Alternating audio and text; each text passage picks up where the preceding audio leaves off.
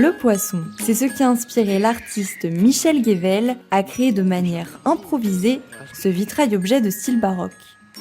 Pour la sculptrice Tao Guével, ce sont plutôt les fleurs qui l'ont conduit à concevoir cette œuvre-là.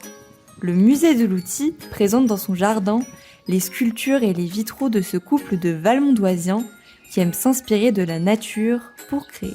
Donc ce sont des artisans verriers qui travaillent vraiment à quatre mains dans la réflexion sur la taille, la coupe du verre, la manière d'assembler ces blocs de verre presque bruts. Donc les œuvres de Michel, les œuvres de Tao sont mélangées, se confondent et on voit vraiment la complicité de leur travail à travers ces créations, mais en même temps il y a des différences et on peut identifier chacun leur réalisation. Tous deux se servent de la technique de la dalle de verre.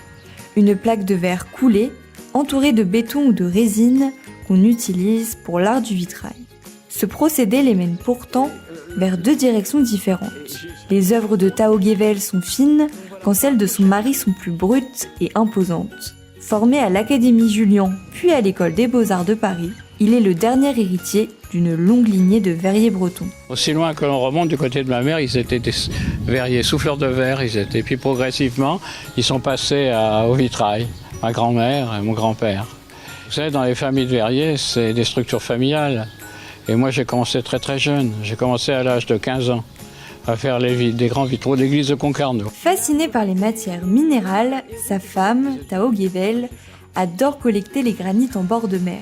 Elle découvre le travail du verre épais en rencontrant Michel il y a 20 ans. Un art qui l'a immédiatement séduit. Ce qu'elle aime, jouer avec le reflet de ce matériau. Pour moi, c'est magique un verre. C'est vivant, ça change tout le temps. Et puis ça vous permet de voyager en fait. Avec la lumière, justement le jeu de lumière, on n'a jamais la même œuvre, elle est tout le temps vivante en fait. C'est ça qui me plaît.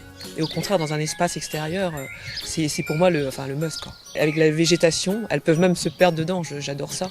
L'entrée au musée de l'outil est gratuite toute l'année. Il sera possible de se balader à travers les sculptures de Michel et Tao Guével jusqu'au 10 octobre prochain.